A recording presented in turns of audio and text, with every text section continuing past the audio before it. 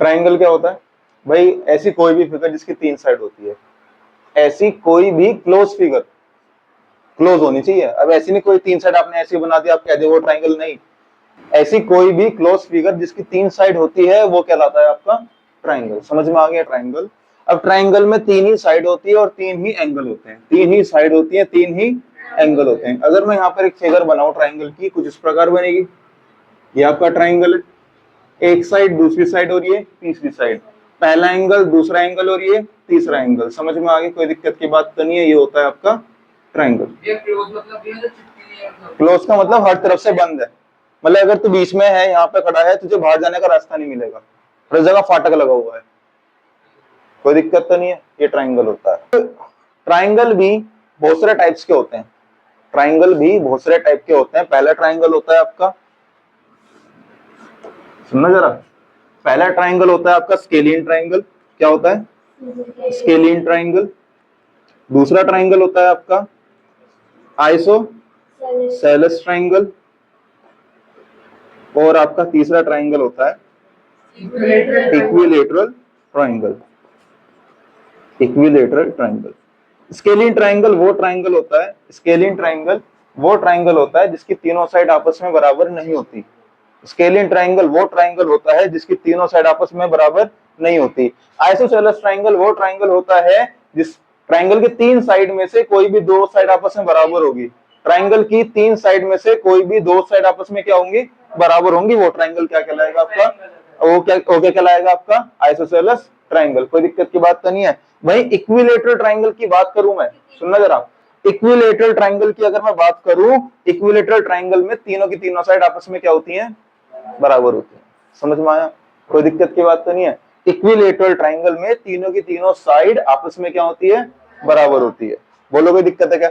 अगर मैं फिगर में समझाने की कोशिश करूं, मैंने यहाँ पर एक ट्राइंगल बनाया, मैंने यहाँ पर एक ट्राइंगल बनाया और यहाँ पर एक और बनाया और यहाँ पर आपका एक और ट्राइंगल मैंने यहाँ पर आपका बनाया। अब ध्यान से देखना, मैंने बोला स्केलियन ट्राइंगल में कोई सी भी साइड आपस में बराबर नहीं होती। अब मैं दर्शाऊंगा कैसे? पता कैसे चलेगा फिगर में? अगर मैंने यहाँ पर एक डंडा लगाया है तो यहाँ लगाऊंगा 2 डंडे, यहाँ लगाऊंगा 3 डंडे। इसका मतलब क्या है? तीनों की तीनों साइड आपस में अलग अलग है। तीनों की तीनों साइड आपस में अलग अलग है। अगर आप कोई सी भी 2 साइड पे बराबर डंडे लगाओ, बराबर डंडों से मतलब क्या? अगर यहाँ पे एक लगा तो यहाँ पे एक लगाना, अगर यहाँ 2 लगाया तो यहाँ 2 लगाना, मर्जी आपकी है। अगर मैंने यहाँ पे 2 डंडे लगा दिए और यहाँ पे एक डंडा लगाया, इसका मतलब क्या है? ये दोनों साइड आपस में बराबर है और ये वाली साइड बराबर नहीं है। अब यहाँ पे बताऊंगा मैं, अगर यहाँ पे मैंने 3 डंडे लगा दिए तो कम, इसका मतलब क्या है? ये दोनों बराबर है, ये बराबर नहीं है। यानी 2 साइड जब भी बराबर होगी वो ट्राइंगल कौन सा कहलाएगा आपका? आइसोसेलेस ट्राइंगल आपका कहलाएगा। आपका आइसोसेलेस ट्राइंगल।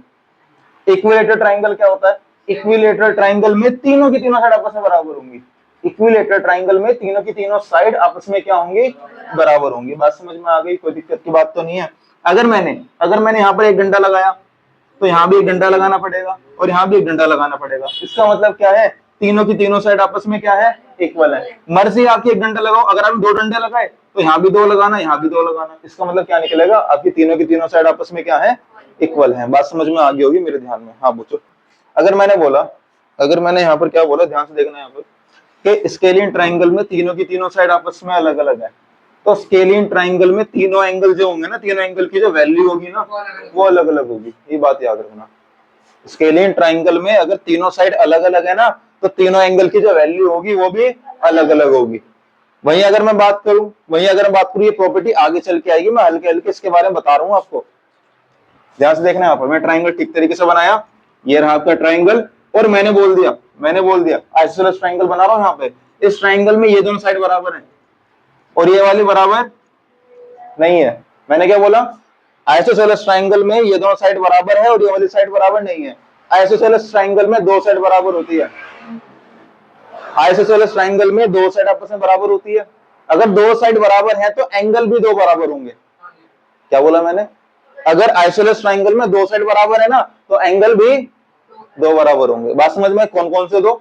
ये दोनों या ये दोनों? कौन से दोनों? मैं बता रहा हूं, जो भी 2 साइड बराबर होंगी, जो भी 2 साइड, उसके सामने वाले एंगल। सामने कौन से?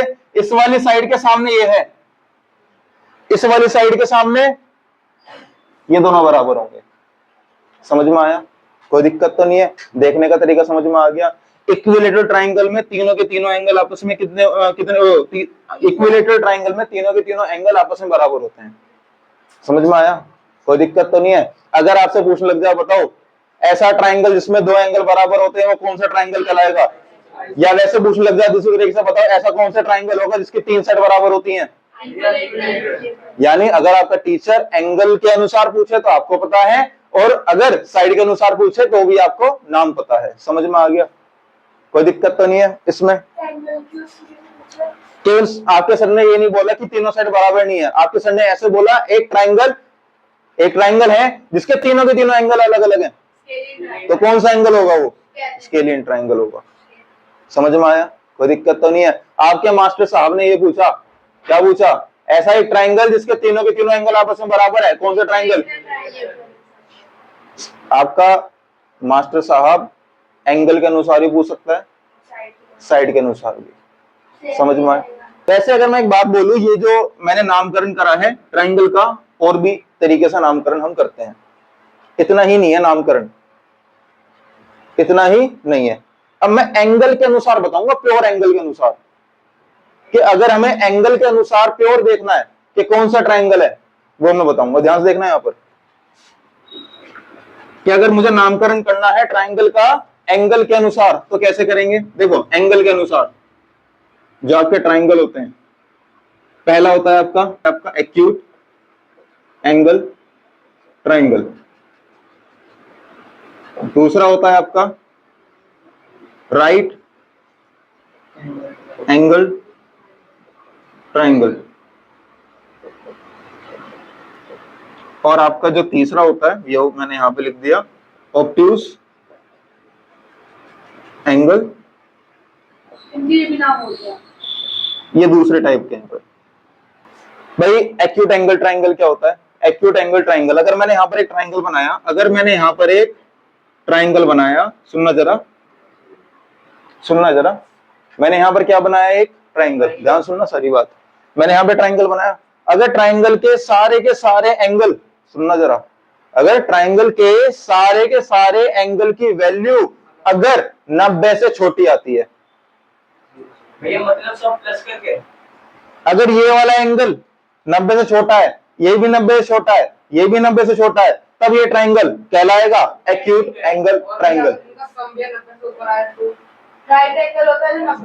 सुनना, मैंने बोल दिया ये 60 है, ये 60 है, ये 60 है, ये 60 है, ये 60 है, ये 60 है, शायद तीनों के तीनों एंगल 90 से छोटे हैं, तो ये ट्राइंगल कहलाएगा एक्यूट एंगल ट्राइंगल। मैंने क्या बोला? ये है 89.999, ये भी 89.999, 89.9 हो नहीं सकता, मैं ऐसे एग्जाम्पल के लिए बोल रहा हूं, ठीक है। ये क्या है? 89.999, ये भी 89.999 और ये भी 89.999, तो बताओ तीनों एंगल 90 से छोटे हैं, तो ये भी ट्राइंगल कौन सा कहलाएगा? Acute angle triangle. समझ में आ गया होगा? सारे एंगल, एक एंगल नहीं, सारे एंगल, वो एक्यूट एंगल ट्राइंगल कहलाता है आपका। समझ में आया? कोई दिक्कत की बात तो नहीं है? ठीक है। अब राइट एंगल ट्राइंगल पे आते हैं, ध्यान से देखना। राइट एंगल ट्राइंगल में क्या होता है?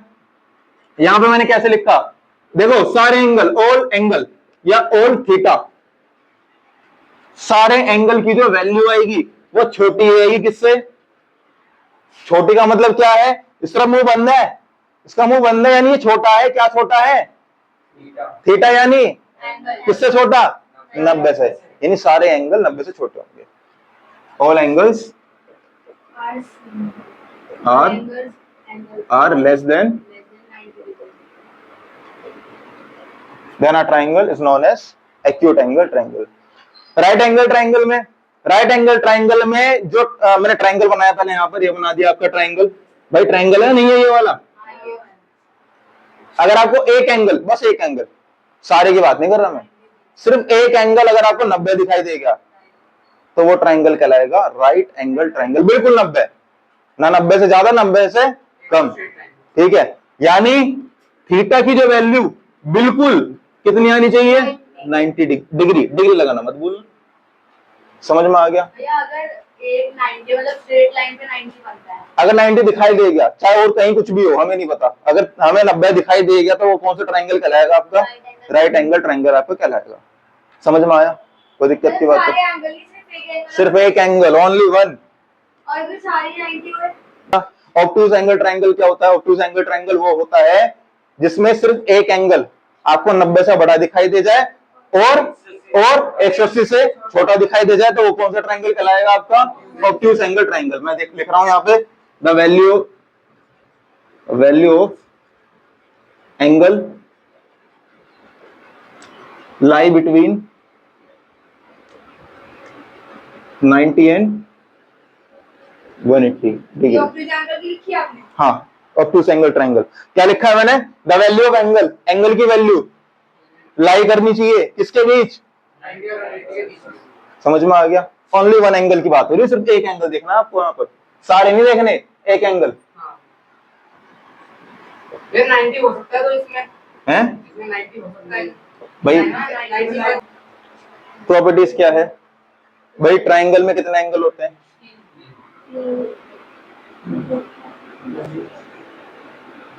ट्रायंगल में कितने एंगल होते हैं? 3 एंगल होते हैं। सुनना जरा, ये प्रूव करने के लिए भी आ जाएगा, बल्कि मैंने एग्जाम्पल पहला करा रहा हूं मैं, एक तरीके से एग्जाम्पल पहला करा रहा हूं, ध्यान से देखते रहना कैसे कैसे मैं करूंगा। भाई पहली प्रॉपर्टी हमसे ये कहती है, ट्रायंगल मैंने बनाया ए बी सी के, पहली प्रॉपर्टी ने कहा द सम ऑफ, इंग्लिश मत देखना मेरी, the sum of all angles in a triangle is 180 degree. के ट्रायंगल के तीनों एंगल्स का सम, ट्रायंगल के तीनों एंगल्स का जो सम होता है वो कितना होता है? ये जो हमें बताती है वो एक प्रॉपर्टी बताती है, और उस प्रॉपर्टी का नाम क्या है आपका? Angle sum property. कौन सी property? Angle sum property. Angle sum property को शॉर्ट फॉर्म में मैं कह देता हूं एएसपी। के ट्रायंगल के तीनों एंगल का जो सम होता है वो कितना होता है? 180। ये जो हमें प्रॉपर्टी बताते हैं, इस प्रॉपर्टी का नाम क्या है? Angle sum property. Short form में बोलूंगा एएसपी। शॉर्ट फॉर्म में क्या बोलूंगा? एएसपी। ध्यान से देखना कैसे कैसे। भाई एक एंगल ए है, लिखेंगे एंगल ए। यहाँ पे करा रखा है। एक एंगल बी है, हाँ। एक एंगल सी है। तीनों एंगल है, मैं लिखा है ऑल एंगल का सम। 3 एंगल ही है, और 3 एंगल क्या करोगे? सम। किसके बराबर आएगा? 180 के। समझ में आया? ट्रायंगल के तीनों एंगल का जो सम होता है वो कितना आता है? 180। कभी भी 180 से ज्यादा नहीं आ सकता, कभी भी 180 से ज्यादा नहीं आ सकता, नहीं आ सकता, नहीं आ सकता। अगर जिस दिन आ गया उस दिन कोकिला ये नहीं पूछेगी तुम्हारे रसोड़े में क्या था। जैसे आपने इसमें एंगल को मैं एंगल ए को एक और प्रकार से लिखूंगा, ध्यान से देखना, कभी कंफ्यूज हो जाओ। आने वाले समय में बहुत जगह ऐसी कंफ्यूजन आपको आ सकती है। एंगल ए को लिखने का तरीका शायद हो सकता है, एंगल ए को लिख रहा हूं मैं 3 शब्दों में। एंगल ए को 3 शब्दों में, पिछले वाले चैप्टर में आपने पढ़ा होगा लाइन्स एंड एंगल्स में। एंगल को लिखने का तरीका 1 शब्द में भी होता है और 3 शब्दों में भी होता है। इस एंगल ए को लिखूंगा मैं बी ए सी, लिख दो चाहे सी ए, वो आपकी इच्छा है। मैंने लिखा एंगल ए को बी ए सी प्लस। अब एंगल बी को लिखूंगा ए बी सी, लिखो चाहे सी बी, वो आपकी इच्छा है। ए बी सी, इस सी को आप लिखो ए सी बी, लिखो बी सी ए, लिखो आपकी मर्जी है। ए सी बी समझ में आया? कोई दिक्कत तो नहीं है। ये लिखने का तरीका होता है, या तो एंगल को लिखना 1 शब्द में, या तो लिखना 3 शब्द में। पर बहुत सारी जगह आपके टीचर जो होंगे, मतलब भैया वो बीच में आएगा। आपकी जो टीचर होंगे, हाँ, जिस भी एंगल की बात करोगे ना वो बीच में आना चाहिए शब्द। देखो ए की बात हो रही थी ना, ए बीच में आया, बी की बात हो रही थी, बी की भाई जिसकी बात होगी वो बीच में आएगा, बिचौलिया बन जाएगा वो। ये मैंने ट्रायंगल बनाया, उस ट्रायंगल का नाम दे दिया ए बी और सी। समझ में आया? कोई दिक्कत तो नहीं है? ठीक है। अब मैंने यहाँ पर एक कंस्ट्रक्शन करा। क्या करा? कंस्ट्रक्शन करने से पहले मैंने इस वाले एंगल को नाम दे दिया 1, इस वाले एंगल को नाम दे दिया 2, इस वाले एंगल को नाम दे दिया 3, इस वाले एंगल को नाम दे दिया 1, इस वाले एंगल को नाम दे दिया 2, इस वाले एंगल को नाम दे दिया 3। एंगल ए को नाम दे दिया 1, एंगल बी को नाम दे दिया 2, एंगल सी को नाम दे दिया 3। कोई दिक्कत की बात तो नहीं है। अब मैंने यहाँ पर एक कंस्ट्रक्शन करा, और कंस्ट्रक्शन कुछ इस प्रकार करा कि एक लाइन बनाई, क्या बोला मैंने, ये लाइन बनाई, और ये वाली जो लाइन थी वो इसके पैरेलल थी। ये वाली जो लाइन मैंने बनाई है ना, ये जो लाइन मैंने बनाई है वो इसके क्या है, पैरेलल है। ये वाली लाइन इसके क्या है, पैरेलल। बहुत बढ़िया बेटा, मौजी कर रहा था जो। हाँ ठीक कह रहा है, तो बराबर नहीं होंगी। पैरेलल का मतलब क्या है, दोनों की दोनों लाइन कभी भी आपस में टकरा नहीं सकती। और पैरेलल को दर्शाने का तरीका क्या होता है, अगर मैंने इसमें एरो लगाया है तो इस पे भी एरो लगाऊंगा। अगर एक लगाया तो एक ही लगाना, अगर दो लगाने तो दोनों पे दो दो लगा देना। बात समझ में आ गई, कोई दिक्कत तो नहीं है। मैंने इस वाली लाइन का नाम दे दिया, इस वाली लाइन का नाम है एम पी, मानव पमार। ठीक है, क्या करा है, कंस्ट्रक्शन में एक लाइन ड्रॉ करिए, ड्रॉ अ लाइन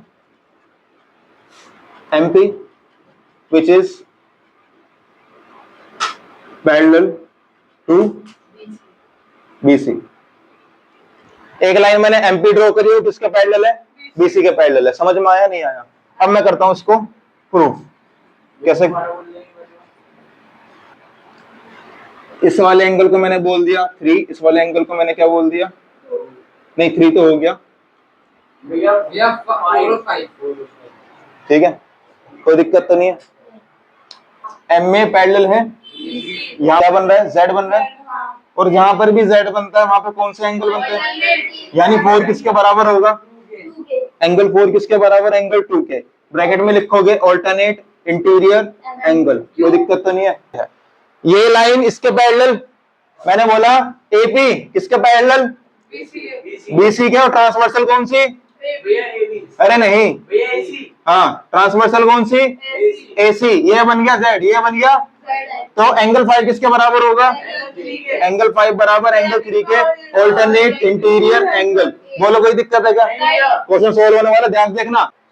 के स्ट्रेट लाइन ये रही है एमपी, इस स्ट्रेट लाइन पे एक एंगल ये बन रहा है, एक एंगल ये बन रहा है, एक एंगल, स्ट्रेट लाइन पे तीनों एंगल का सम कितना होगा, तो angle 4 plus angle 1 plus angle 5 equals to 180। कोई दिक्कत की बात तो नहीं है। अब ध्यान सुनना, क्या एंगल 4 की जगह, क्या एंगल 4 की जगह मैं 2 लिख सकता हूँ, एंगल 4 की जगह 2 लिख दिया, एंगल 1 की जगह एंगल 1 ही रहने दिया, क्या एंगल 5 की जगह 3 लिख सकता हूँ। अब मैंने बस इसको रीअरेंज करा थोड़ा सा आगे पीछे करके, पहले लिखा एंगल 1, फिर लिखा एंगल 2, फिर लिखा एंगल 3, तीनों का सम कितना आ गया, और शायद मुझे यही लेके आना था।